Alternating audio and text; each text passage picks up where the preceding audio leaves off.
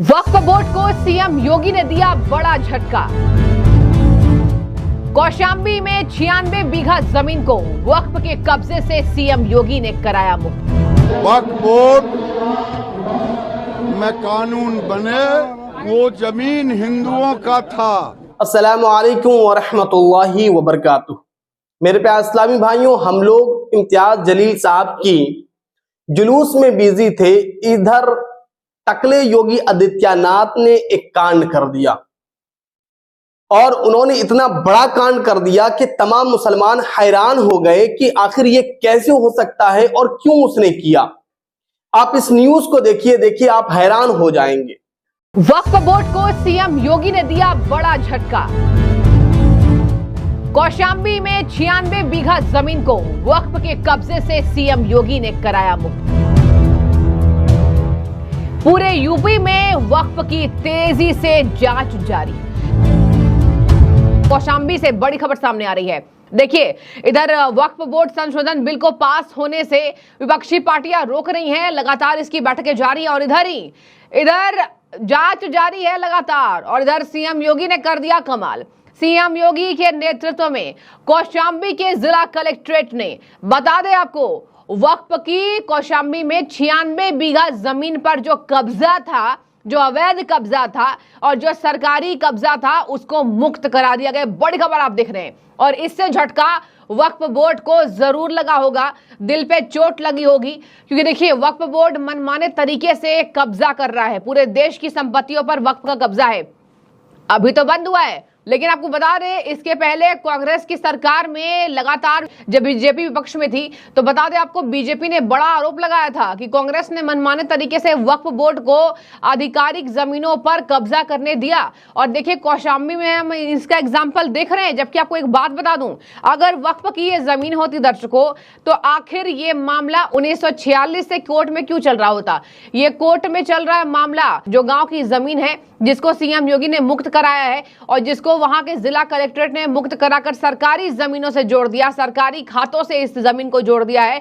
तो इस पर झटका लगा है। लगातार इसमें बोर्ड के सदस्य इस पर सरकार पर ठीकरा फोड़ रहे हैं और लगातार कह रहे हैं कि ये हमारी जमीन है, वक्फ के साथ कोई छेड़छाड़ ना करे।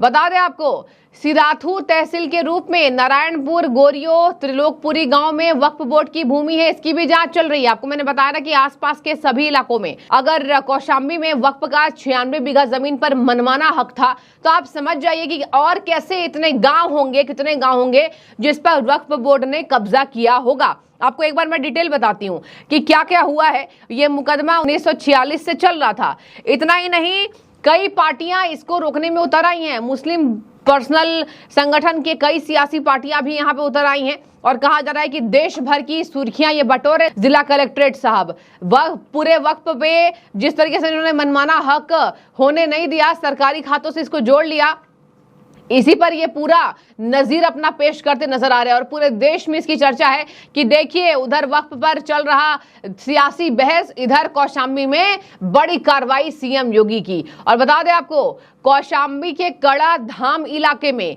वक्फ बोर्ड की 96 बीघा बेशकीमती जमीन को सरकारी खाते में दर्ज कर लिया गया। तो ये बहुत बड़ी खबर है। बहुत बड़ी खबर इसलिए है, पूरे वक्फ बोर्ड संशोधन बिल से जुड़े हुए केंद्र ने जो प्रस्ताव पारित किया, दर्शकों 1 करोड़ से ज्यादा लोगों ने इस पर प्रतिक्रिया दी है। लगातार इस पर रिएक्शन सामने आ रहे हैं। इधर मुस्लिम संगठन बोर्ड के कई सदस्य इसको नकार रहे हैं, कह रहे हैं मत छेड़ो वक्फ को, मत छेड़ो, गलत हो जाएगा। तमाम धमकियां भी दी जा रही सरकार को और केंद्र सरकार को कई धमकियां वक्फ के नाम से मिल रही हैं। और इधर आपको बता दें, सरकार ने बड़ा ऐतिहासिक फैसला लिया है। मैं आपको इसलिए ये कह रही हूं क्योंकि देखिए सीएम योगी का बुलडोजर सुप्रीम कोर्ट के निर्णय के बाद भी नहीं रुका।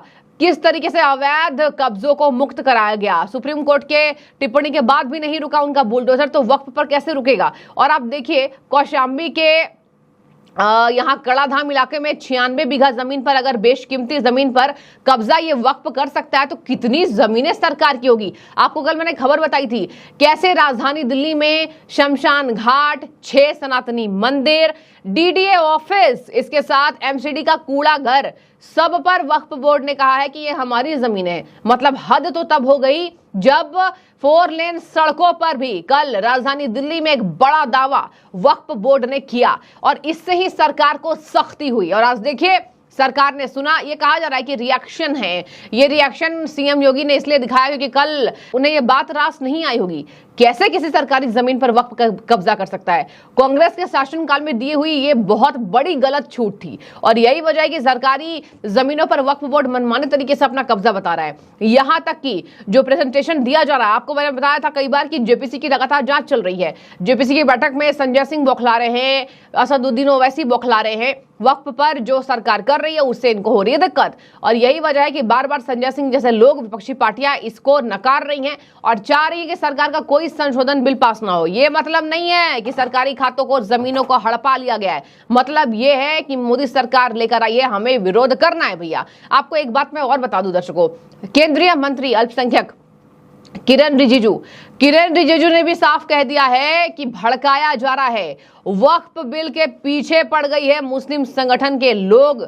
ये कहा है केंद्रीय मंत्री किरेन रिजिजू ने कहा है कि वक्फ बिल के पीछे पड़ गए हैं मुस्लिम संस्थाएं, जबकि इसमें पशमानदा मुसलमानों का हनन हो रहा है, इसमें मुस्लिम गरीब महिलाओं का हनन हो रहा है, गरीब तबके के मुस्लिम संस्था के लोगों का हनन हो रहा है।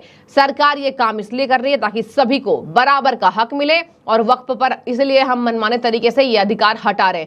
नैरेटिव सेट किया जा रहा है, केंद्रीय मंत्री ने साफ कह दिया, किरेन रिजिजू ने नैरेटिव सेट किया जा रहा है कि कैसे इस विधेयक को प्रबंधन में सुधार करने को ये गलत बता रहे हैं। मतलब इस कुप्रबंधन को सुधार करने के लोग इसमें पक्षधर नहीं है। किरेन रिजिजू ने कहा कि हम कुछ अच्छा काम कर रहे हैं, उस पर भी पक्षधर ये यहाँ पर लोग नहीं हो रहे। सबसे ज्यादा मुस्लिम संगठन के लोग पीछे पड़े हैं।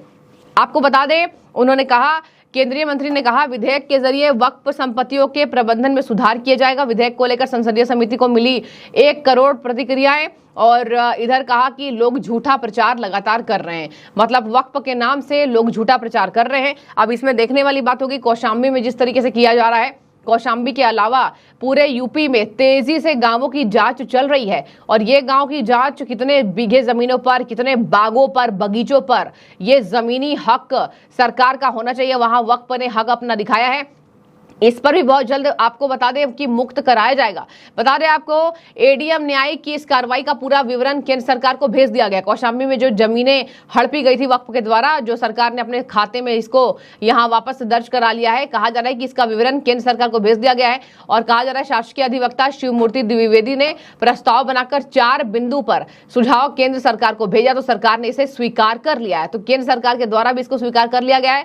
डीएम मधुसूदन हुलगी ने बताया कि वक्फ बोर्ड से जुड़ी संपत्ति का मामला कई सालों से डीडीसी न्यायालय में चल रहा था। डीडीसी न्यायालय में 1946 से यह मामला चल रहा था और यही वजह है कि इसको अब अवैध कब्जे को मुक्त करा दिया गया है। बता दें आपको, कहा जा रहा है कि जिस ग्राम समाज की ये जमीनें थी, हम अभी तो सरकारी खाते में इसको जोड़े हैं, बाद में हम देखेंगे कि और कितनी जमीनें वक्फ के नाम पर मनमाने तरीके से ये बोर्ड अपना चुका है। अब देखिए यहाँ पर दूसरे गांवों में कहा जा रहा है कि हर गहनता से सरकार जांच कर रही है और सबसे ज्यादा हमने देखा यूपी सरकार ने वक्फ पर अपना शासकीय यहाँ पर दिखाया है तेवर, जो कि जरूरी था क्योंकि ये अवैध कब्जा था। आपकी क्या राय है? आपको लगता सही है? जरूर कमेंट के जरिए हमें बताइए। शुक्रिया। मैंने कहा वक्फ बोर्ड में कानून बने और कानून में गरीब मुसलमान महिला को, पसमानदा को जगह मिले और वक्फ बोर्ड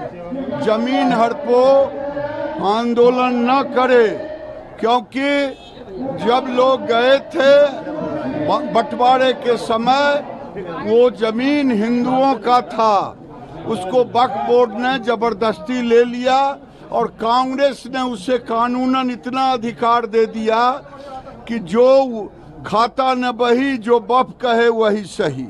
तो मेरे प्यारे इस्लामी भाइयों, योगी आदित्यनाथ ने इतनी जमीनों पर इतना बड़ा फैसला ले लिया है।